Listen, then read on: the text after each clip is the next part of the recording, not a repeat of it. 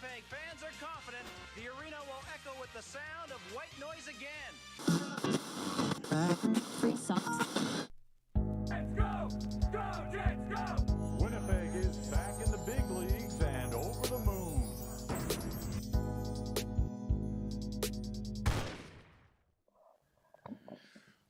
Welcome back to the landing strip as the brought to you by From Financial as the Winnipeg Jets break that 3-game losing streak, and in a way that I think should have a lot of us excited today. They didn't limp into this one. This was an old school paddling early on until taking the foot off the gas went up quite a bit.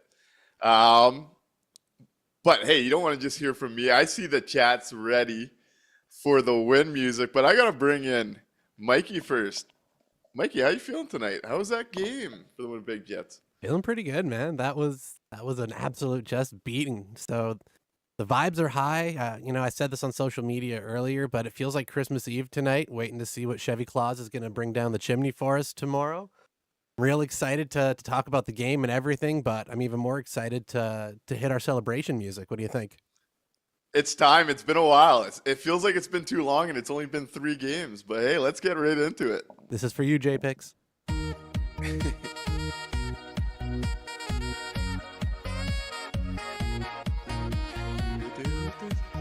That felt like the team I know and love right there tonight. Yeah, when we say, classic Winnipeg Jets game, that's the kind we want to talk about.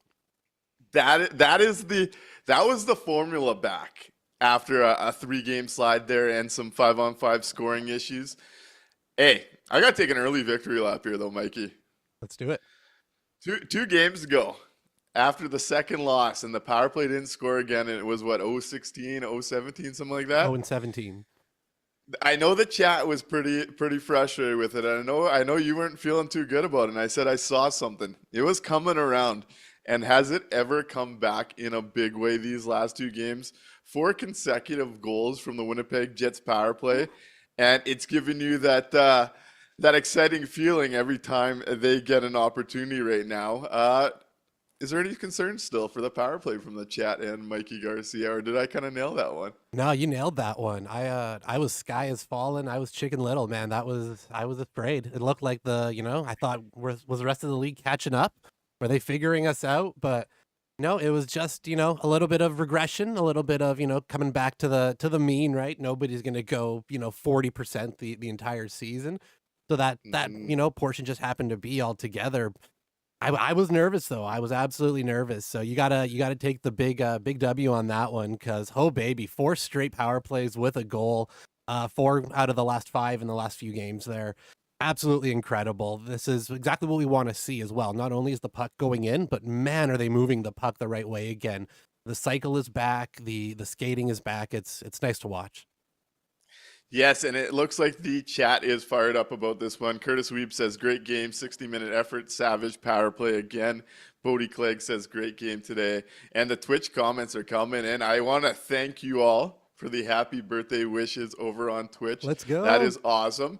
And no place I'd rather be celebrating the big 3-0 than being here talking about this team, talk about deadline week. And I'll use this first before we get into some of this. We're going live tomorrow, 11 o'clock. We'll probably go an hour after the deadline, as there's always those late deals that squeeze in. We're gonna be breaking it down from a Jets perspective. We're gonna be breaking it down from a Western perspective, full league perspective as trades come through. And our phone lines are going to be open all day, so you want to come and be a part of the conversation, go ahead. The chat will be talking with you like we normally do, but instead of 1 hour and 20 minutes as of late, it's going to be, 4, 5, 6 hours? Deadline day, it's going to be interesting, and I'm excited to see where this goes. Talk about a statement win going into the deadline. And let's start with Eric Comrie. Eric Comrie gets this one, and you mentioned regressing to the norm with the power play. Nice to see Eric Comrie get some run support in this one. 4 goals for Eric Comrie. He comes up with some big saves, I think, in this one, as the Jets kind of took the foot off the gas, as you'd kind of expect an elite team up I found they were chasing offense a little bit more, cheating for it when they were up, maybe looking for some points. Yep. But Eric Comrie comes up again with some big saves. Unfortunately, the shutout's broken with an interesting pinch. I don't know where he was going. Leads to a 2-on-1 on the communication. Miller takes the pass. Stan tries to catch up to Matvey Michkov, and probably not the guy you want leaving alone. Nope. Makes it 4-1. And we got another Eric Comrie intermission segment. And totally a goalie. Like just listening to him talk, no surprise he's a goalie. But just one of the most genuine dudes, and you can see why he is so beloved on this Winnipeg Jets team. Yeah. Is Eric Comrie the most likable person in the NHL? He might be, by, it's incredible to just watch him in his space and just be himself. Somebody just really comfortable in his own skin and who looks like he's enjoying the ride. He legitimately seems like he has a 2,000-foot view and is just watching himself from up top and just is enjoying the ride. It's really great to see. That's a great ambassador for the team. That's a great ambassador for hockey. That's the kind of guy you want out there talking about the game and talking about your team, because I don't know if there's a more likable guy out there. Sills got me laughing over on Twitch saying, Nick, don't they consider 35 geriatric or something? And I'm getting close. I mean, Some of us are 35, right? Hey, yeah, sorry, buddy. The way we talk about players, I'm past my prime here. It's all down here from here. You guys got the best of my content. Expect it just to go into the shitter from here. You hit that stump at 30, and it's all downhill. I mean, if you're the Winnipeg Jets, though, you're still a project at that age, right? So they're still working on you. So I think you're good. You're a first-round pick, my guy. Yeah, I'm hoping Chevy cooks up something so we can stop with that. Though in this one, we talked last game about the 5-on-5 scoring and how it has been an issue, a bigger issue than maybe it has shown, and they go on that little dip. Nice to see 2 5-on-5 goals today, both from lines I didn't think were at their best. I thought the top line had a really slow start in this one, and they were looking like that version I don't trust so much. And then all 4 or 5 guys on the ice contribute to a big break goal. The one thing I did talk about last show is you give that line an inch and they could take a mile off you. Yep. Gabe Velarde with a great back check. Sandberg steps up. Puck ends up with Mark Scheifele, who finds Kyle Connor absolutely flying to rip that far look. There's also some good looks from Kyle Connor to Velarde, and you saw when they got comfortable in the offensive zone as that game went on, they were chasing those seams again. So I think that was positive. The rough start that had me concerned, I think we saw some steps from that group.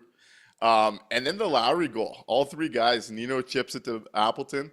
Great first pass from Mason Appleton to Adam Lowry, and that line finally gets back on the board. It feels like it's been a while. And then the second line, we've talked about how I do feel we need an upgrade there, and we're going to get into it. I see the Nelson comments already. We're going to have a big conversation on Brock Nelson and what's happening in public. I know Sil over on Twitch, me and him have been DMing tonight, running some theories on what's going on in the public eye, and I'm excited to bring those to the chat. But the second line today, that's the version of it. Despite them not scoring, chance after chance, and they were actually hemming in and creating zone time that was leading to some of those chances. Cole Perfetti, some great looks, didn't bury. You saw him getting frustrated because of it. But that's the version, if you want to believe in this second line, despite them not getting on the board, that's the version I want to see to bet on it. I think they're going to get a bit of an upgrade here in the next 18 hours or whatever's left till the deadline. But I thought that was a really strong performance from them, bouncing back from some of their struggles as well. Yep, absolutely. Focusing just quick on the top line's first period. They shout out to Murat for this. They were down 6-0 in their shot attempts in the first period, and there were only 8 shot attempts from Philly in that period. So that was it was a rough start to say the least. But man, did they absolutely bounce back. That Connor goal, I thought it was a video game glitch. I was pretty sure the puck went right through Philly's goalie. It phased through him. It was incredibly fast. So, and then looking at the Lowry line as well, getting it on the score sheet finally, because it's been a hot minute. Nito hadn't had a point in 8 games, so breaking that drought is nice. And like you mentioned on the second line, a little bit frustrating night from Cole Perfetti in terms of getting onto the board. He's been used to that since Prick Fetty has become the man. which is good. Right now, it's no longer frustrating because he hasn't scored in forever. It's, frustrating because he hasn't gotten one recently.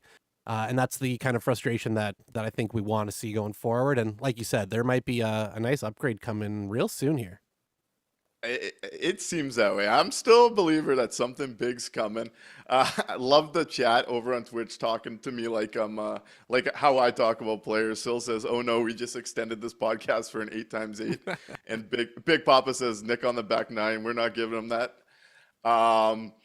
But yeah, no, I think there was just a lot to like about coming out of a slump, and it wasn't one of those 50-50 games. They put the pedal down, sending the message to the team. We talked about having those 3 losses and maybe being a good thing for what's about to come around the corner. I think seeing a statement win like that, to put the boots to a Philly team too that's been considering potentially not selling, that team looked like a team that was done to me and that they should be selling as much as they can. I thought that was a great message going into the deadline and probably a good feel-good moment for everyone in the org, everybody in the fan base. And now we kind of wait to see what this management team cooks up here before 2 p.m. tomorrow. I think it was no coincidence that both, this was the return of Dylan Sandberg into the lineup to really kind of solidify that back end. And then when you take a look at the lineup card today, this is the lineup that Scott Arniel wants. This is the optimal lineup that he's looked for, for the majority of the year, I would say. Depending on what they want to do with that third pairing, that's always kind of been a little bit in upheaval. But outside of the number 6 defenseman, that's, up to 5 and the entire forward lineup, I think this is the lineup that Scott Arniel likes the best. And we got to see their brand of hockey played, today against a team that they wanted some revenge against. Now, we've seen this exact group also put up a stinker against other teams. So it's not to say that everything will be hunky-dory going forward, but it was nice to see Sandberg come back in and just settle everything down. And you got a nice glimpse of the potential of what this group can do, especially with some reinforcements hopefully coming. And there's been a lot of trade chatter. We're going to dive into it right away. Matt Rothman asks, Nick, are we doing an X's space like last year when the Jets got to Foley? If the Jets trade for someone tomorrow morning before we're live, definitely we could do something like that. That was kind of a blast at lunch last year. But if we're live streaming, get right into the stream. We'll try and get it on Twitter so you can pop in and out. We're on Facebook, Twitch, and YouTube now. Yep. Maybe we'll see if we can get on there. If not, we're going to be here talking about it all. You're going to get the reaction. The phone lines will be open. We'll be talking with the commenters. So we'll see what happens. We'll see when something happens. And it does seem like we're watching a public poker game around Kevin Cheveldayoff and Lou Lamoriello, which is interesting because talking about this, I'd kind of said we would not know about a Lou Lamoriello and Kevin Cheveldayoff deal until it was announced. And this one keeps going the complete opposite way, the way it's playing out in public. It got really loud yesterday that one, Brock Nelson would be willing to waive his no-trade clause for Winnipeg. I mean, he's from Warward, Minnesota. This is the closest NHL team to where he's from. 2, it started coming out that he was potentially willing to sign an extension. He would actually negotiate with the Winnipeg Jets. And then 3, to kind of cap it off, because those came from like Saravelli and Drager.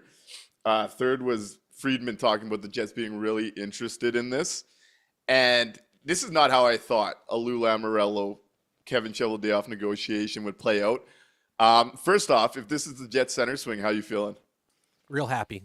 If we go back to, the first couple episodes of the season when we already started jumping into, hey, what are we going to do at second line?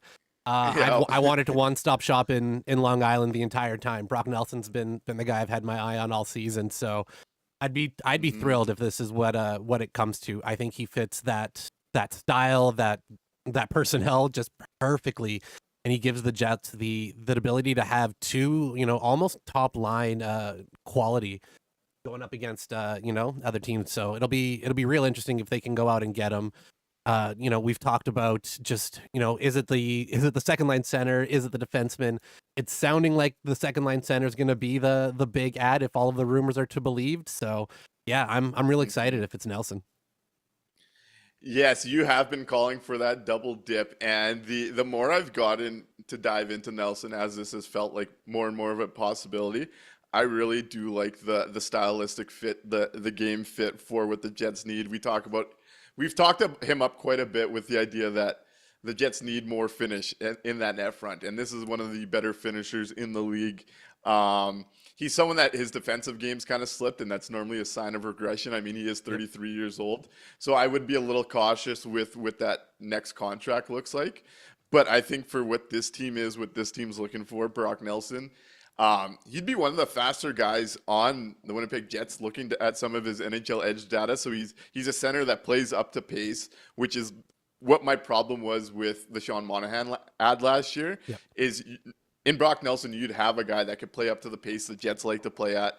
I mean, this guy has gone on multiple deep runs with the New York Islanders. I do think, too, with that defensive side, I mean, he was a player that came into the league as a defensive first player, and he's kind of done the opposite and become more of a scorer as his career's gone on and faded the other way. Yep. Kind of the reverse Toby Enstrom, so to speak.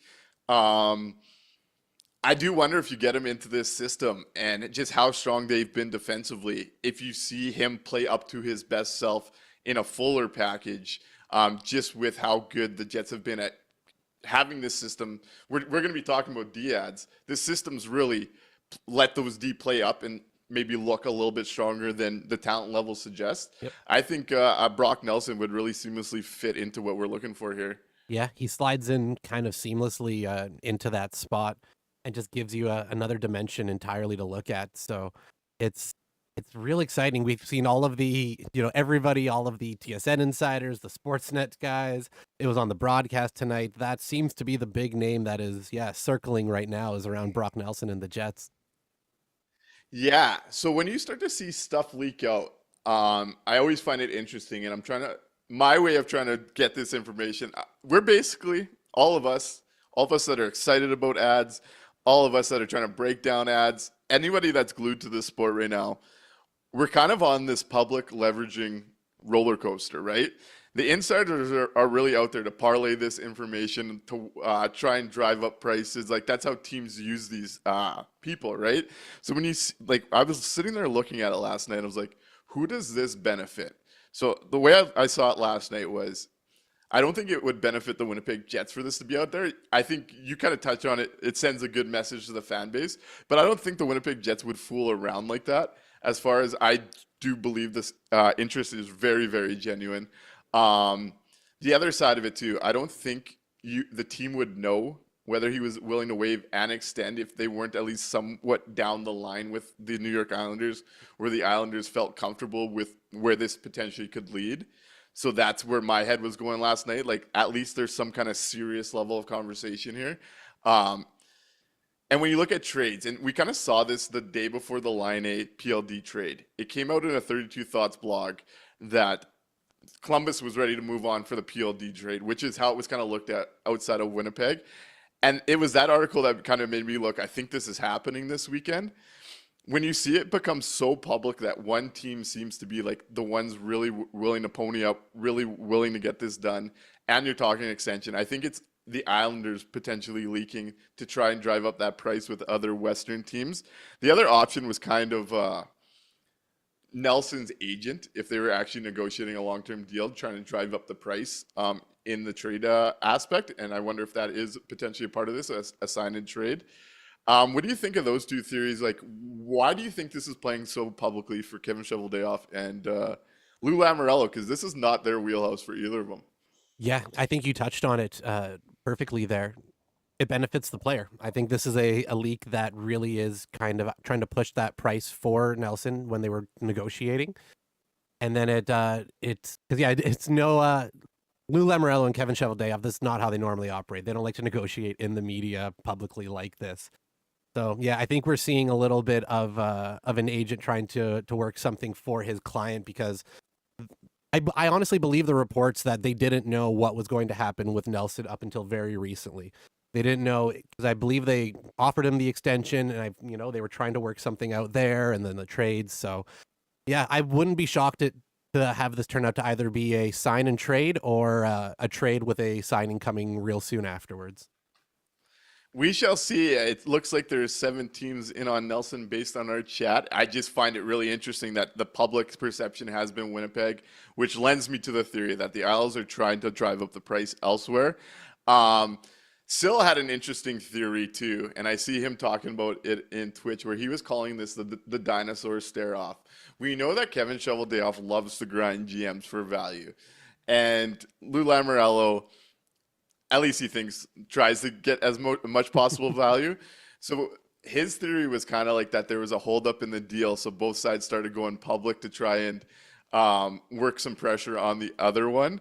And who was going to lose this stare down? You were seeing that the Isles might sign Nelson now. Arthur Staple out in New York is now reporting they're going to trade him. He is their guy, so maybe Cheveldayoff outweighted that extension talk, and we're back into a realistic price range. I did find it really interesting because I don't find Kevin Sawyer normally the type of person to talk about a trade like that on air, and the way he ended the show was pretty interesting to me. Talking about how obviously it's going to cost a first-round player and probably a top prospect based on what he's hearing, and he's hearing the Jets are really seriously trying to get this done. And he floated a first in Jaeger. What'd you think of that one? That was really interesting because we talked about Jaeger on the last show, being a guy that you would really like to see one day still end up in a Winnipeg Jets jersey. Now, again, nobody is off limits. We've talked about it for the right ad and the right piece. There is nobody off limits for the most part. But it was just interesting to hear that a player that is gaining a lot of the national attention is a guy that we just talked about going, man, I hope he doesn't have to be part of that deal if he has to go. But I wasn't surprised to hear that that's one of the names that they could be looking at for sure. Oh, I imagine that's the name that the Isles are trying to push. The Isles want, yeah. Not that the Jets are putting out there, yeah. Yeah, I don't see it going to that level for a rental. Though I'm not sure how the Jets value an extension, so we'll see. I wouldn't go the Jaeger route. I'm hoping this comes in with a Barlow, maybe Lambert. Like I said last show, I'd love to get through with both Jaeger and Salo, but we'll see where it goes. I just found that really interesting from Kevin Sawyer, and I was curious if you read into that at all. Like Zooch40 says, Jaeger included if Dobson's included. We can maybe work something out like that. Hey, how fun of a theory would it be if these two orgs have been negotiating so long that somehow Dobson got roped into this?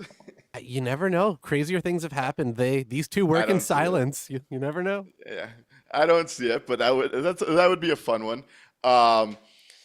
Okay, so moving off of that, we'll see where that goes. That seems to be one of the big targets for them. How do you feel about Dante Vilo's Barlow +1, the first? Sounds good. Yeah, I'm with you on that one. I like that. I like what Rat River Rebel says here. I think Chevy will be busy tomorrow early on. He's been waiting for the 23-man roster rule to be waived. Though I will say Kupari being in concussion protocol kind of opened up that door if they wanted to get something done and throw him on the IR in the meantime. Definitely interesting there. Seeing over on YouTube, Noah Lafort says Cam Robinson just said on Twitter that the Jets were in on Susi, and David Savard remains their top target on the back end. We saw similar on the Insiders today where Draggers said that he felt the Jets thought they were close on a Luke Shen deal. Then a Susi deal. They had a connection with Susi. They were hoping to come through. He goes for a high third. And now they're looking at David Savard. I know you're a Habs guy. Yep. First thoughts on David Savard being the D-ad. Yeah, this is 5 years ago maybe. This is not the time for the Jets to be adding David Savard as the big ad on the D, especially on an overpay, because I know Kent Hughes is going to be trying to squeeze every last bit of value on some sucker of a team that's going to take him for a playoff run. So I hope it's not the Jets that ends up coughing up the price, because I'm not paying a second or a third for David Savard. That can walk. Yeah, the thought of David Savard, Logan Stanley, third pairing minutes might drive me back to the booze. It might drive me back to the booze. I'm hoping there's something else out there. Some of my favorite D went today. I think Edmonton did a really good job getting Jake Wallman. Yeah, great job from Greer too with the San Jose Sharks. Yep. Gets the only person that looks stupid in this deal tonight when it gets officially announced later tonight at the 12 o'clock turnover of the days. Steve Yzerman. So if you don't remember how Jake Wallman ended up becoming a San Jose Shark, Steve Eiserman paid Wallman and a second to send him to the Sharks for free to free up the money because he had bloated the cap. And then Greer turns him into a first round pick later. We saw your team.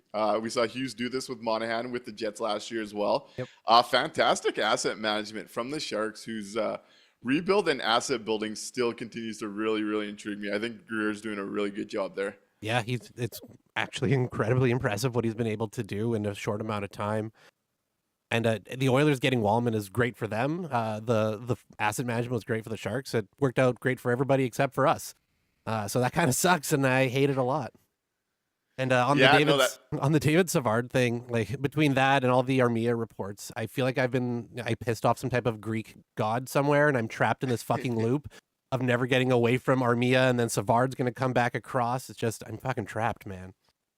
Okay, so I have an Armia thing for you now, actually, because I'm totally okay if Armia is like the second forward. Like you need the 2C, you need to get that impact score of some way. You need that impact, but if Armia was like late tomorrow, which it sounds like the Habs aren't getting what they expected. I mean, it is a seller's market. I was surprised by Dumoulin getting a second. I was thinking like a fourth. So there has been some bigger sales, and it sounds like the Habs are holding firm on a second round pick. Yep. We'll see where that goes. But if you were to get a center and address the decor, and Armia was like a third piece, I actually don't mind that as depth over like a Morgan Barron kind of thing. So I do find that one interesting, but you know where I really found the Armia thing interesting? There was a interesting jet thrown on the trade bait board today from Kyprios, actually, that I wanted to talk about. Was it our boy AI? It was AI came up today. We're talking about practice. No. Smarten up. Smarten up, Mikey. That excited me. I got to admit, that excited me because... So what we've been hearing these last couple of weeks that has been interesting trying to figure out if like Chevy missed on Nelson, where is he pivoting to? Yep. I can't shake the fact that there is something bigger he's trying to do in the sense that we've now heard top prospects are on the board. We heard like Friedman really talking about how he's got his future 3 first-round picks to make a big splash. We heard Dreger say everything's on the table and the Jets are in a position to make that big push if they did. And then you hear a report like today that Alex Iafallo is at least out there. And you know what that would mean if the Jets were trading Alex Iafallo? Because I got excited about it on social media. I was kind of surprised about some of the reactions. The Winnipeg Jets wouldn't be trading off Alex Iafallo for salary reasons. They got over $12 million in cap space. Mm-hmm. They wouldn't even be doing it because they think their roster is too good and they can afford to move off of him and recoup picks. The only way Alex Iafallo is included in a deal is if the Winnipeg Jets are swinging the type of deal that has a first-round pick, top prospects, and a roster player coming back, and you could see why a team would want a veteran like Alex Iafallo to kind of sell it in that regard. And the first team that came to mind was the Buffalo Sabres, who it's being reported they're looking to do some big shakeups tomorrow. And where is Alex Iafallo from again? Just outside of Buffalo in the state of New York. Oh, weird. Interesting. I can't shake that feeling. Right? Just connecting all those dots, and it's not the Winnipeg move. We haven't seen them make a play at that level. But you start connecting the dots, and they're trying something. We might not know what it is, but they're trying something, and I continue to be intrigued by the idea of a Kevin Cheveldayoff and Kevin Adams stare down.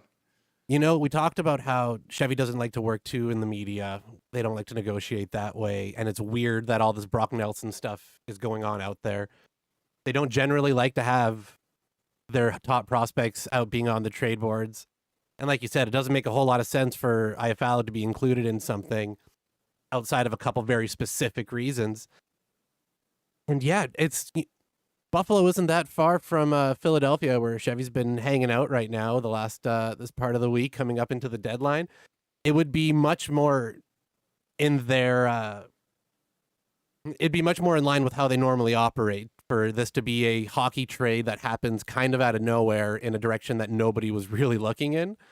Yeah, that's interesting. Should we be getting our JJ jerseys start sewn up or what? Alex That's Tuck, the one maybe? There's a lot of names out of Buffalo I like. I like a lot of that roster. Zooch 40 says Power, and what I found interesting is one of the insiders was saying it seems like Power, Byram, and Paterka are the 3 most notable names frustrated over there. Yeah. And then DB204 says, so Saravelli just said on Coast to Coast that the Rangers are making a big offer on JJ Peterka, RFA. Might Chevy dip his toe here? And a couple of shows ago, or was it last show even? I made it really well known. If the Jets could get in on JJ Peterka, I know he's not the center fit, but that's the type of guy who's 23, a game breaker offensively. He's really coming in his own, has some edge. Go watch what he did to Kucherov and Vasilevsky today to score. That if you could bring in that type of player in a market that has trouble because of no trade clauses, no move clauses, you're getting a 23-year-old with a lot of term that could actually open up this offensive 5-on-5 thing we're talking about. I'm very intrigued by JJ Peterka. Man, this could be... I'm so curious to find out what they end up bringing in, because this could be game-changing, right? It could absolutely shake up the entire roster, bringing in a big name like Peterka, or sorry, an up-and-comer like Peterka, or a big name like Owen Power. You know, we've had most of the reports say that it's going to be a forward as the big ad, not on the D, so that kind of sucks and maybe does exclude Power. But again, that could all be misdirection. That could be, you know, they want you to look over here while they work on something big over there. So we'll see what happens. Rat River Rebel mentions, I'll miss him, but if he goes, but Dylan Cousins would do well in Winnipeg. And I've been someone that's downplayed that bet. And what really worries me with Dylan Cousins is it seems like he's just mentally been checked out for like a year and a half, and that could be the Sabres effect. And I just wonder, like, can he jump right into this and the Jets get the most of him? I mean, the Jets have gotten the most out of a lot of guys historically. I worry about that bet big time, because if it flops, that's a big contract you're on the hook for. But hey, if it turns out you just answered that 2C question for the rest of the Scheifele's thing. Yeah, it's an interesting one. If the Jets think they could do it, it's one of a bet I'd respect, but it's one I have a lot of concerns about. It's high risk, high reward, right? With that contract signed until the end of 27, 28, you wouldn't be able to just be like, well, you know, we can move on real quick. But man, if it hits, he's 24 years old. It might just be the Sabres effect. The cost to acquire would be the real question, right? I'd really want to see what they're going to be looking to get out of Cousins. But it's one that I have been intrigued by all year. I've kind of faded on it the more the Jets have been a stable force, to be honest, just because I kind of wanted a more established player for right now, somebody who's already playing extremely well, to kind of hop on board for this playoff run specifically. But it's an incredible gamble if they can make it hit, man. Good for the New York Rangers, who it appears are about to get JJ Peterka. Thanks for tagging me, Hulk. I know you're in the chat here. Rene Lavoie continues to be a sneaky good insider out in Quebec. Says that all indications are that JJ Peterka will be traded to the New York Rangers. Ouch. Interesting. Is laughing that deal.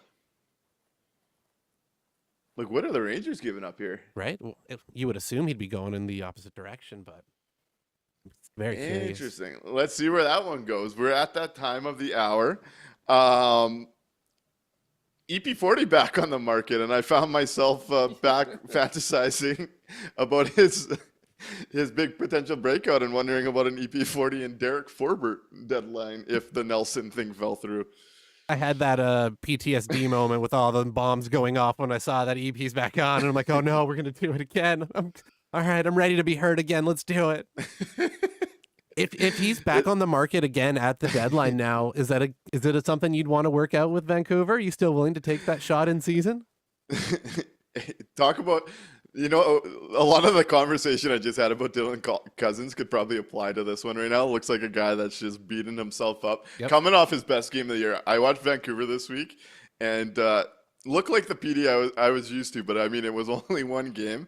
It'd be one of those moves, let's say, I don't expect it to come. I don't see it coming out of Winnipeg, but I just wonder if Vancouver does want to make that move, looking at Winnipeg potentially being able to take that bet on a cheaper cost than you would think because of the contract and all the worry right now. Yep. And if you just walked into a situation, and it would be one of those ones.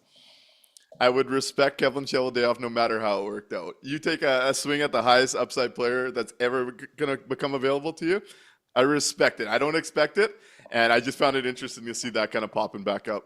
Yeah, that's another one where you look at it and go, oh, if that clicks, that's an absolute game changer on your roster for the next long stretch. Sills asked, "Man, where's Friedman?" I don't know if you saw, but Colby Armstrong took a nice pic of him drinking some beers tonight. He might be locked in with the fellas. We need to know what's going on with this JJ Peterka thing. Big Papa mentions another name I like. Garland came up today. It sounds like teams are calling Vancouver on Garland. I've made my thoughts well known. If you can get a pest that could score like that, I'm in. They haven't got as much interest in Brock Besser, which I think the NHL has a good read if they prefer Connor Garland to Brock Besser. So that's another situation that's going to be kind of interesting.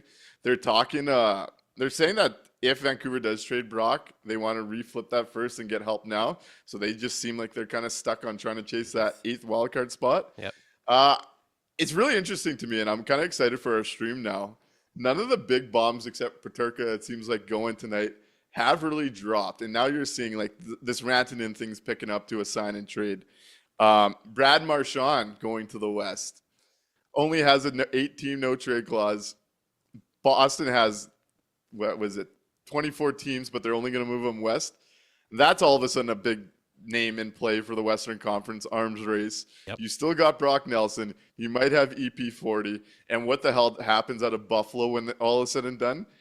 And the Winnipeg Jets have to be involved in something tomorrow. I'm excited to see the deadline day. We didn't get that big lead-up week we normally do. It's going to be just potential bombs dropping tomorrow. Yeah, this will be interesting. This is the best place to come tune in as well. You could give us a call while the trades are happening. Give us your opinions on them. Speaking about Boston specifically, how do you still feel about Elias Lindholm? Is that still a name you'd be willing to kick the tires on now? Giving up on your boy? No. I do not want to touch Elias Lindholm. That was a guy. That was like a potential rental opportunity. You didn't want to be the one signing that contract. Nope, not anymore. No, we do not touch. Do not touch. I figured you weren't going to be too happy about that one anymore. Yep. Zuch40 says EP40 would go a lot cheaper than people think, and that's where I find this situation interesting. Is they made. It wasn't EP40 level, but PLD was a similar type of bet in season at the time when you think about it. Yep. Yeah, very similar. And really, between a guy like EP40 and Dylan Cousins, who are you more willing to bet bounces back? Oh, EP40, he's got the higher ceiling. By a country mile. Yes, 100%. 100%. If you're looking at those two. I continue to wonder about Alex Tuck in all of this. Yep. There was a lot of talk. Tampa was all over that, and then they made the big move for Bjorkstrand and Gord, who I seem to be in the minority and totally fine with Tampa Bay and what they paid. Bjorkstrand and Gord, that's just a hell of a deadline from the Tampa Bay Lightning, who bring themselves back into cup contention after Breeze Boss stares down his captain, lets him walk, and goes and signs the cheaper scorer. Oh, we got a trade breaking. Marchand to the Wild, apparently, according to Kevin Weeks. Shut up. So there you go. That Marchand takes one off the board. Wild. Yeah, here comes the bombs, I guess, eh? Shit. Now that the games for tonight are starting to wrap up, they'll start coming through. Get this Brock Nelson thing done tonight, Chevy. Let's go. Get this Brock Nelson thing done tonight. Who's seeing the? So I think someone in this chat got duped by. Where's this Minnesota thing? I'm not seeing it on Twitter. Kevin Weeks didn't report that. I'm on his thing right now. Did Jeff and Lucas give us some bad info? Let's take a look. I'm seeing Kuznetsov and Lacko to the Bruins. I'm not seeing Marchand. You're getting us excited here. Yeah, it's killing us. Yeah, Marchand okay. We don't have to worry about Marchand. All right, we're still good. He's still on the board. Al Camino says, hopefully we treated to a Nick Lynam trade deadline meltdown a la 22-23. I'm hoping to be excited tomorrow. I don't want to be breaking down, staring at a web camera tomorrow. I'm trusting that Kevin Cheveldayoff's going to do something here. The situation is just set up way too much for him not to swing. It'll be a missed opportunity. You ready for the first call of the night? Oh, it looks like the Wild are getting Justin Brazeau, not Brad Marchand. Sheesh. Right on. Yeah, let's go to the chat. Hey, caller, thanks for holding. You're on the landing strip. What's your name and what would you like to talk about?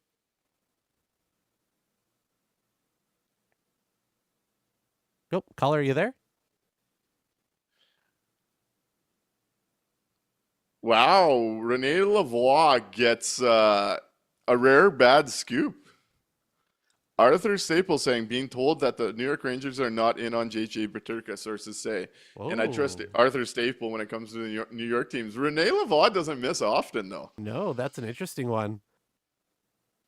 Gotta love this madness. I can't even imagine how this sounds as a podcast. But wow, on the fly here, some big moves that weren't really big moves as we continue to head into the deadline. And Greg Wisniewski is now putting out the Rene Lavoie thing.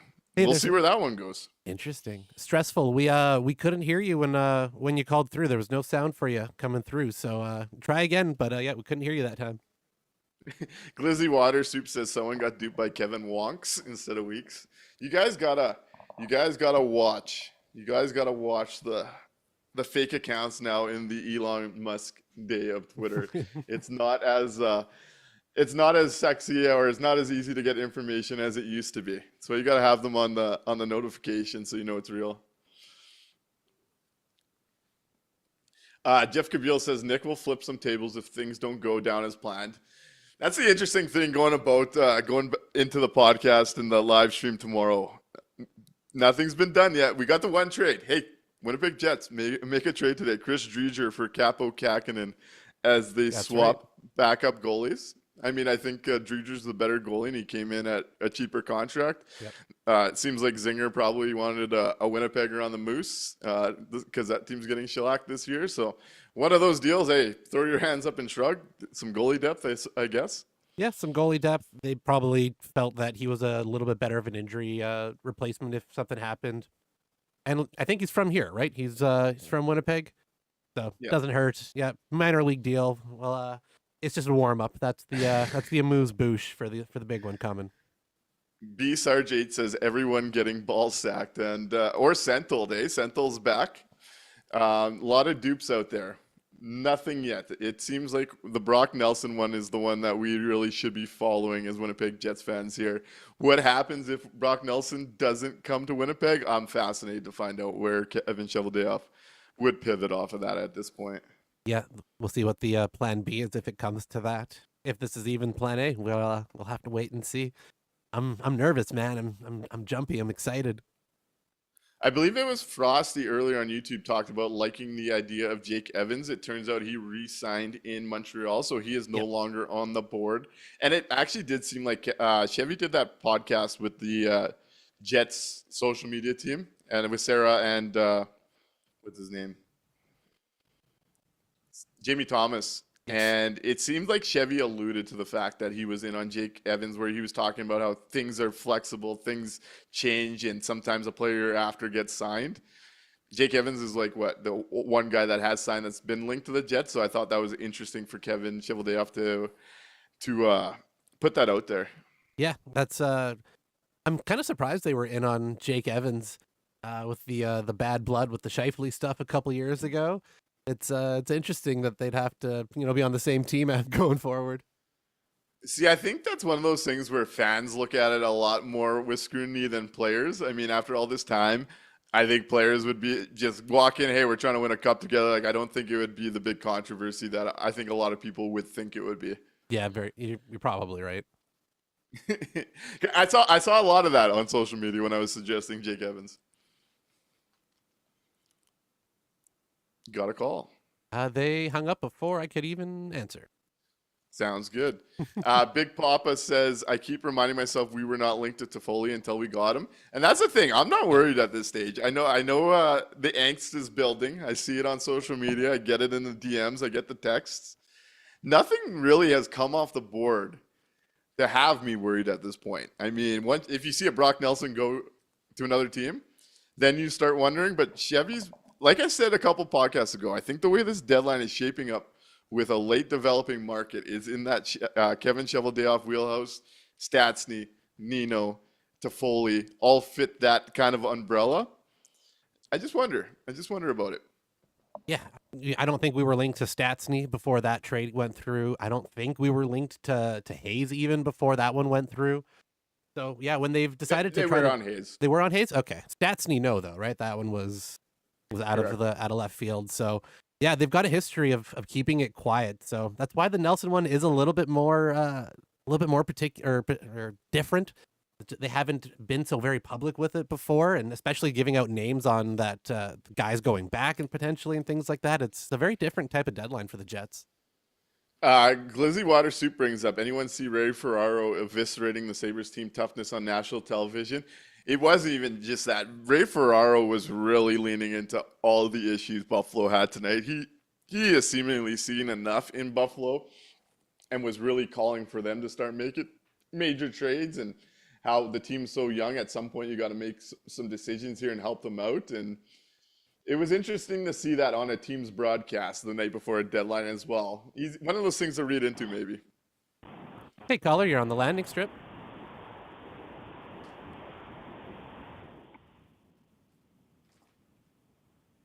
Caller, we can hear you in the background. Are you there? Stressful doesn't know how to use a phone, eh? Hang up on Stressful. We're in your pocket, I think. Stressful or whoever's calling, we can hear you faintly in the background. You might have us on some type of Bluetooth or something. Okay, so you just hang up. It's fine. I did, yeah. Gilbert Marion says, is McCann not the second choice behind Nelson? I think McCann is being viewed as a winger. He's played mostly wing, kind of like the whole Nemestikov-Velarde concept. He would be a guy I'd love to get. I've talked to him up at length, and I think a lot of those winger markets are waiting for the Rantanen thing for the dust to settle on it. Yeah. So it's really interesting to see where some of this market goes in a hurry, because it feels like on the wing they're waiting on Rantanen. Up the middle, you're waiting on Nelson. Yep, agreed. All right, I got another caller. Hey, caller, you're on the landing strip. Yo, are we on? Hello? Yes, you are. Go ahead. Test, test, test. We can hear you. Can you hear us, caller? Okay, just hang up. We'll do calls tomorrow. Just not worried about this at this time.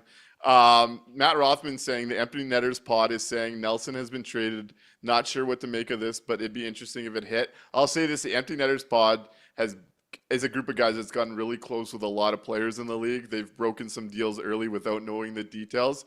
If they're saying it, I believe that Nelson's going to be moved tonight. If the Empty Netters are saying it, I would believe it. Yep. If that's what's happening, we'll see. This might be coming down then right away for us. Jets fan 24 says Mike Bartner seems happy Nelson will be getting traded, and he should. There's no way that the Islanders should be looking at signing a 33-year-old center in their position and chasing a wild card spot this far out. This is the type of move the Islanders should be making. Yeah, absolutely. That's the smart thing to do. And we know Lou doesn't always do the conventionally smart thing, or at least what's viewed that way, but it'd be a no-brainer for them. They can get the best return for him right now. They'd be crazy not to. Glizzy Water Soup points out, back to the Buffalo convo, Ray is also Dan Granato's brother-in-law. He probably has a lot of inside info. And I remember back, I think it was early December, when I had brought up, when we were talking about Cousins early, there was a podcast, I believe, that I was listening, and I've had trouble finding it again, and sometimes I just don't want to listen to them back. But Ray Ferraro had gone off on Dylan Cousins and why he stalled, and until he looks within, he won't find it. And I found that very interesting, and another reason why I am a little bit concerned about the Dylan Cousins bet. Yeah, that's totally fair. That's something you'd have to keep an eye on for sure. Yeah, for sure. Frosty says, anyone trading McCann for Perfetti straight up? Interesting deal. I don't think maybe after they got their futures in that other deal. That's an interesting one. I don't see the Jets doing it. Maybe if he waived, that's an interesting one. That's an interesting one. That'd be tough. I'd hate to see Perfetti go in that type of thing, but yeah, that's a tough one. I don't really know if. Yeah, I don't know what the Seattle side of it, even though if that's. Yeah, that'd be tough. It'd be tough.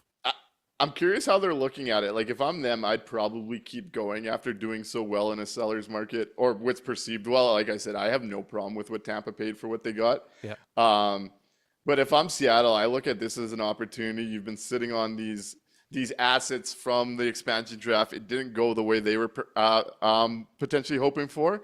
that, hey, this might be the situation to start actually looking at some assets to build around the Shane Wright future in Seattle. Yeah, that's it's a good way. If they can get McCann, he fits in nicely on the wing there, but the need still is at center more so. So that's got to be the focus. If they're getting McCann, then definitely that Nelson is not on the table, and neither is another big name winger or a big name center. So at that point, you would kind of hope that maybe there'd be some changes in the lineup to try to make things work a little bit differently, but that's a different conversation. Rahul, that's where it was. Hartford and Brow is where Ferraro was going off on Cousins. That's where it was. Good call, Rahul. Appreciate that. And yeah, we'll get that sorted out for tomorrow if you can't hear us on the calling end. And we'll make sure that's available all day tomorrow. Julian says, I can't believe the Islanders actually attempted to re-sign Nelson to a 3-year deal. Just doesn't make sense for where they are as a team. And Lou this is what happens when you have 80-year-olds running countries and hockey teams, I guess. Yeah, the octogenarians need to maybe just take a step back for a minute. Might be time for the new guard. Yeah.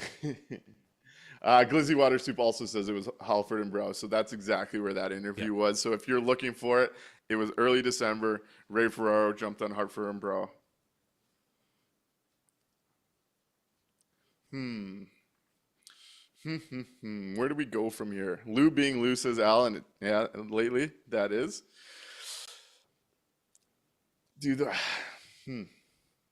What's going through your mind now, Mikey? Sorry, I was just taking a look to see. I was taking a look at down there why it wasn't coming through.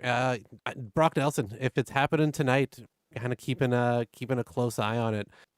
This is what we've been kind of looking for all year long, man. It's pushes down Nemestikov, gives the Jets kind of a legitimate top 6 for the playoffs that we haven't seen before.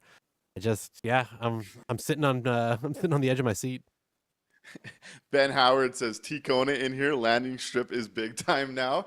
I'll say this: T Kona and I have been going back and forth on setting up a bit of a watch party towards the end of the season. So be on the lookout for that if you're interested in coming down, watching a game. We'll get some things set up to kind of all get together. Probably do the post game show at the event.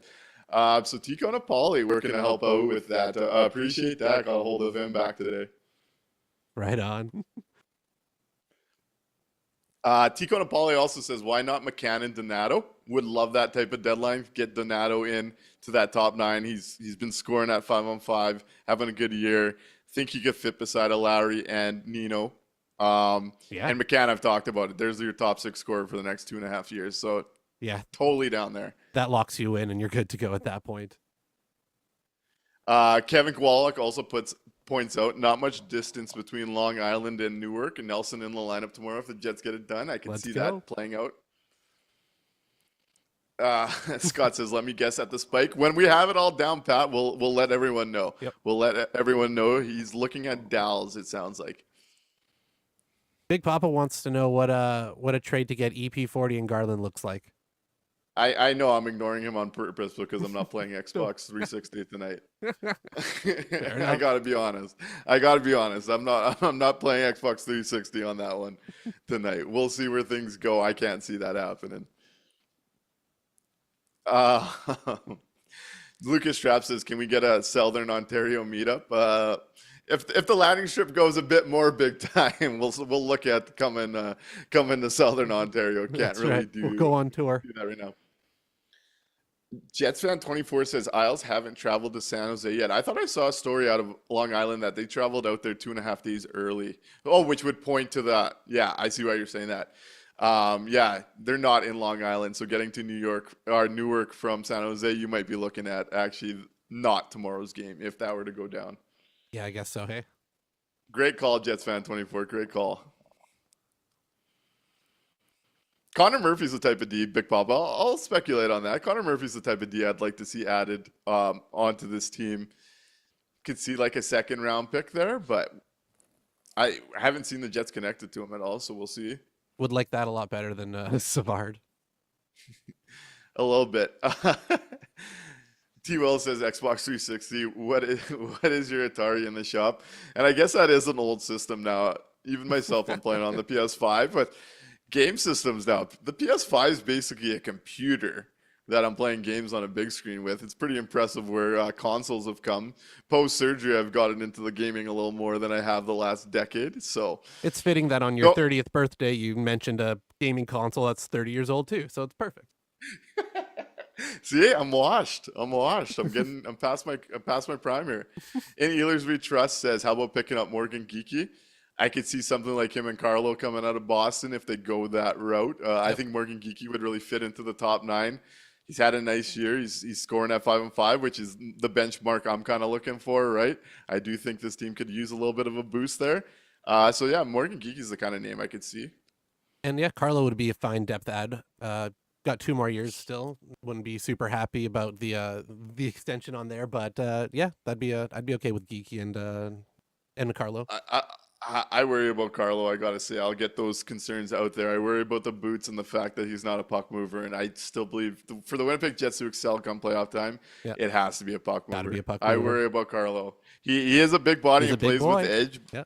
But you would need a puck mover beside him if you'd have to do the 2 defenseman ad and change up your entire third pair at that point to make that work. Nick, we have a puck moving third pairing left side defenseman already. What are you talking about? Yeah, I just don't see that one working out and Friedman did suggest this week that he could see the Jets now looking at 2D instead of just 1. So if he was part of that and you're getting a puck mover beside him, if you're looking at Carlos Stanley or Savard Stanley, I think you're looking at this the wrong way. That's a tough third pairing. That's a tough third pairing. And on the other hand, Gilbert does point out, please get D. Stanley needs to go. And you just need the depth and someone that could potentially play up in case you lose Sandberg or Morrissey. Yeah. Mike, you said it earlier on in this show. The difference today, just getting Sandberg back compared to last game and how he's able to do all those things to settle things down is a massive gap where the Jets can't replace someone like that. And you're not going to find an adequate replacement, but someone that could actually give you quality minutes in the top 4. Logan Stanley can't, this is where I'll be really hard on the Winnipeg Jets. If they go past this deadline tomorrow and Logan Stanley is still the 5th defenseman on this team and he's the first one up for injuries, this team was never serious about winning a cup. Despite they get Brock Nelson and they don't address the Stanley thing, you got to keep pushing. You can't stop at Nelson. You got to fix this decor. This decor might even be more important than the 2C with what we've seen and the fact that they have 2 guys you could really trust. Yeah, we've noticed it, especially when you've lost either Morrissey or Sandberg. Instantly, Stanley becomes your replacement, always, each time. He's either playing on your first or your second pair as soon as one of those guys are out. And the difference when you're just put all the stats aside, if you don't want to you don't like analytics, you don't like this, watch the game. Watch how they play with a top 4 that doesn't include Logan Stanley. Watch how they play with a top 4 that does. It's just, he's just not suited for those bigger minutes. And if you're going to go out and add the big name up front and leave Stanley still playing, at minimum 15 minutes a game, it's going to be tough. And from all accounts, it seems like that's the way that they're going to be going. So I'm not sure, but yeah, right now, the way it stands, he's locked in. He is your number 5 and he is your first up as soon as there's any type of injury or suspension, whatever. And I wonder if one ad even changes that fact. I don't think one does, honestly. I think they need at least 2 guys added in on D, and at least one of those guys has to have his type of size for Scott Arniel to feel comfortable not having him in every single game. And I'll say this. Dean Chinowith came from Toronto, and the years there is when they started spending more assets on trying to get size in the back end. So I wonder if there's some influence there, and that's what they're trying to do on the third pair. And I'm just telling you right now, it's going to be a place that creators you come play off if you approach it that way. And Jets fan 24 points out too, and this is a big ask for Stanley jumping into the top 4. Watch how bad Pionk is at moving the puck up. Yeah, the D ad, as much as everyone's focused on size, if they can't move the puck north and get this thing moving, you're going to see the team get hemmed in by teams like Colorado like that again in the playoffs. The puck movement has to be there. Yep, it has to. They need it. It's the way that they play, the way that the team is structured, it is all predicated on that. And you lose it so heavily when you've got one guy on that pairing. And if you bring in another and you've got an entire pairing that just can't do it, it's tough. And you especially can't have that be your second pairing, for fuck's sakes. So Yeah. Yeah, we'll see. We'll see. T. Will, I'm going to push back on you, buddy. T. Will says Brock Nelson is Monahan 2.0. Defense is way more important. And I just could not disagree with that more. This team needs more offense at 5-on-5. Despite the gaudy, raw numbers, they need someone that's going to be able to crash that crease. They need someone that could score from the slot because it's where the side-to-side offense is working from the perimeter, finding seams. Those seams will become less and less come the playoffs. Think about how the Winnipeg Jets offensively look against a team like Vegas, and you're going to have to get through them. This team does need 5-on-5 offensive production. Brock Nelson brings it. He brings the pacing that Monahan never had. Yeah, the defensive game is not all there, but this team structure is so good at propping guys up defensively, and Brock Nelson has that stature of being a defensive player in his past that I think you'll get adequate minutes there. And hey, if you want to get better defensively, go upgrade the defensive team because that's where it's going to fall apart. Yeah, we're not bringing Brock Nelson in to be a Selke player. He needs to come in and provide scoring on that second line, which is sorely lacking right now. So, yeah, that's what you want for that space. And like you said, the team can support a little bit of a decline in terms of a forward's defensive game because the system is so good. And if we really need to shore up the D, then yeah, we need to bring in some better defensemen on the back end to fill out the depth because we can't have Logan Stanley be the first up if Josh Morrissey can't go or if Dylan Sandberg can't go. Ben Howard says, weird that Pionk hasn't signed. Wasn't it talked a lot about over the last 2 weeks? And yeah, I thought it was, like I said, I talked about it on the show a couple days ago. It was sounding like it was close. If something falls through there, I'm not going to complain. We'll see where that goes. I didn't get the Pionk extension on my birthday, so I'm happy. That's what I was waking up today worried about was the Neil Pionk extension. So yeah. I'm happy here. Hopefully we get the big Brock Nelson to end the day because that'll have me right excited. T. Will says to push back, and hey, I got to let the audience get their takes back in at me as well. Says you're right. They're only the best offense in the league, and I'll push back and say they have the most goals right now. What they generate offensively is not. It's in the mid-tier. And do you want to see this team stop scoring in the playoffs when the games get tighter because all these warning signs were ignored because the gaudy numbers in February? I don't want to be sitting here regretting that. And that's where this will lead you. I'm telling you that right now. If you want to buy it or not, that's where I'm at. But he does say we were the best defensive team in the playoffs last year, and by far. And they were. They were worse defensively than San Jose and Chicago was all year when you look at it. And that's why they cannot neglect adding real impact on the back end. They can't buy into this defensive group. You could have it both ways. You really can. You just have to be willing. Yeah. Adam Douglas asks, does the roster limit get expanded at midnight? I think we'll get Nelson right then. If so, and don't want to lose any guys to waivers. So the one pushback I'll have there is they could put Rasmus Kupari on IR temporarily and make that work with the fact he's in concussion protocol. So I don't think you'd have a big deal making that work, but it does come in at midnight. That's why you're going to see the Jake Wallman deal happen officially late tonight. If I'm not mistaken, I believe how it works is by 5 p.m. daily, your roster has to be cap compliant and roster compliant. And because the roster limit goes away as part of this cap compliancy, you could have as many guys as long as you're cap compliant at the end of this deadline. So, yeah, they can go over holding 23 guys as soon as midnight hits. Yep. So long as they are cap compliant by the deadline, by the time rosters have to lock, you're good to go. Hulk says, Pionk deal taking a backseat because a young right-handed D coming down the pipe. Maybe. I know he's thinking Dobson. Maybe.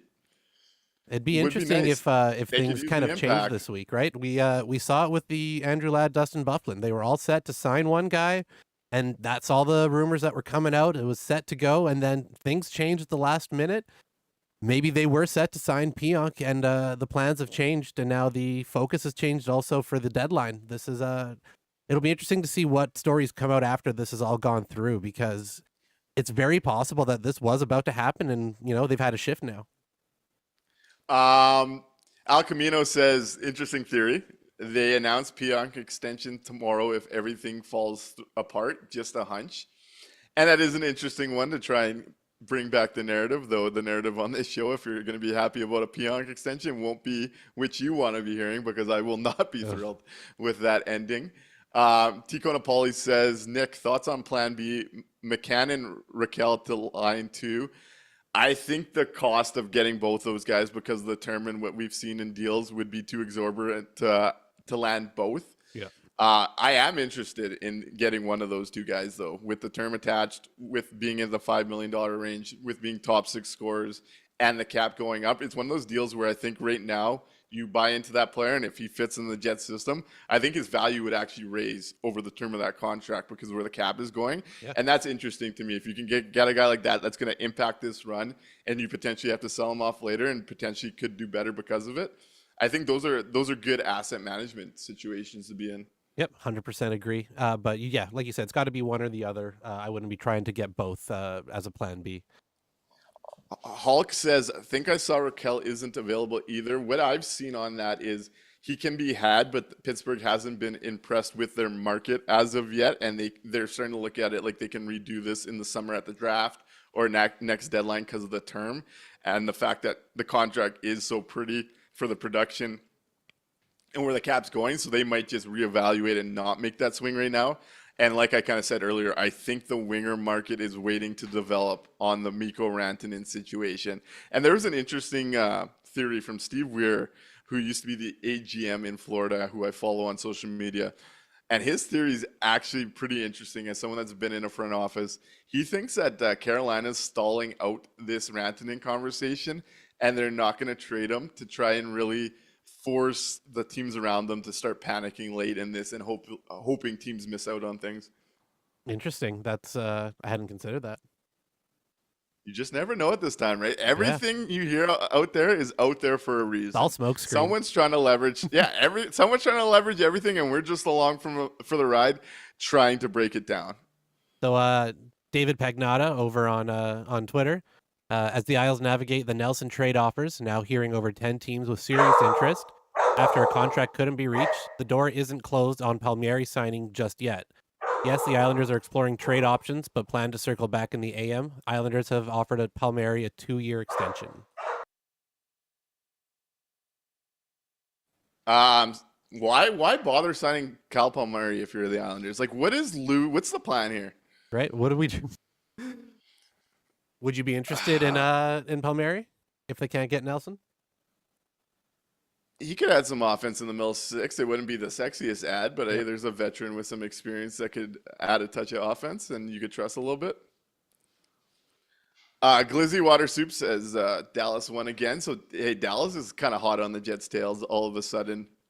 They've kept pace during those win streaks, and now they've put up some wins during that 3-game loser. They might make this interesting down the stretch, and I'm really curious to see what they do tomorrow as well. Yeah, they're one to definitely keep an eye on. Jeff Cabiel says Doggo is announcing a breaking trade, or someone trying to break in, apparently. I don't know what's going on downstairs. I'll head down in a minute. Oh, God. Someone asked here, too, about a couple Ducks. One was Zellweger, who I would be shocked if the Ducks move off of at this point. Yeah. And the other is Zegras. And I just don't think Zegras is that guy that the Jets are looking and where they'd want to improve. I think they'd want more certainty, a more prolific player in the net front, someone that is not as finesse and more trustworthy. But it is an interesting bet. I just don't think that's kind of what they need right now. Yeah, it's a guy they're definitely familiar with, but I don't know if that's the one I'd be celebrating if we can go out and get. It's not what they need right now. It's not the worst ad, right? Like if the only choice out there is that or nothing, and bringing in the body, sure, but yeah, it wouldn't be my first choice. Yeah, we're gonna wrap up here shortly. Danica Smith throws out O'Reilly, Nelson, or McCann. I'd be happy with any of those. Yep. Al Camino says Lou is the Highlander. He cannot die. And Julian, I can agree more, says trying to extend a mid-30s guy on a mediocre team is just madness. You know what? We're going to be here chatting all day tomorrow. I got a little puppy that's going a little nuts to take care of here.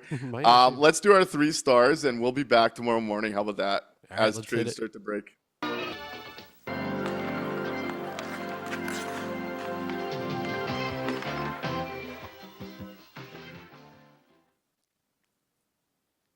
Right on. You want to start or should I? Go for it, buddy. I'm a little distracted. No problem. No problem. All right. So, for my third star tonight, I lost my notes. That's great. Good job, me. All right. Third star tonight, Adam Lowry. Just getting that goal. Nice to see that line get some offense again. Try to find a little bit of mojo as we go up to the deadline here. We've talked a lot about Lowry. I kind of wouldn't have mind seeing him as the second line center with a nice add on the wing, but I think that dream is long gone right now with a healthy roster. So to make myself feel better, I'm going to give Adam Lowry my third star. Star number 2 tonight for your Winnipeg Jets. I have. Man, sorry, all my stuff is gone. I have Kyle Connor, number 2. Just on that again, that goal alone. It looked like I was playing a video game. It phased through the Philly goaltender. It was a ridiculous shot. And in a game where the Jets just kind of slapped around the the Philadelphia Flyers, I'm going with that one specific play to give out star number 2. And my number 1 star, it's you, man. It's your birthday. Happy fucking birthday. We wouldn't be here doing this and having a good time and breaking this all down if you hadn't been born 30 years ago. So fucking happy birthday, man. Number 1 star. Hey, I appreciate that, and I appreciate again all the happy birthdays and well wishes. You guys are awesome. Mikey, really appreciate that. You're the best. I see Gilbert Marion asked what time. We're going to go live at 11 a.m. tomorrow, and we're going to run through the deadline and up to probably an hour after is kind of what we're looking at, depending on some of those late-breaking trades. Should be an interesting day with a lot of the stuff not going. I'm pretty excited. And let's go into the 3 stars. I'll go honorary mention. I kind of make this a 4-star thing, eh? Honorary mention Eric Comrie. Just a great guy. Had another good night tonight, but between the pipes. How do you not like that guy? In Ehlers We Trust is giving the doggo a star. So I guess Leslie's going to be the 3rd star for barking about a breaking trade and freaking us all out. 2nd star tonight, I'm going to go Mark Scheifele.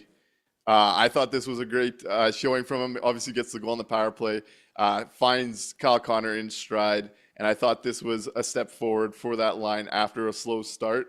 And then number 1, I'm going to go with the Winnipeg Jets power play, because when it's back, it is the biggest difference maker for this team outside of Connor Hellebuyck, and that power play is back and fun to watch again. Goals in our multi-goal games and 2 straight on the Peeps. Big development to see that back in action. So I'll end it off there. Right on. All right, we'll be back tomorrow. Make sure you like, subscribe, send this around. If you enjoy chatting with us, we'll get the call so you can hear us talking back, so that we can get some calls and live reactions to some of the trades tomorrow. And we'll be here chopping it up for 4 or 5 hours tomorrow. We'll see you then. Right on. Good night, everybody.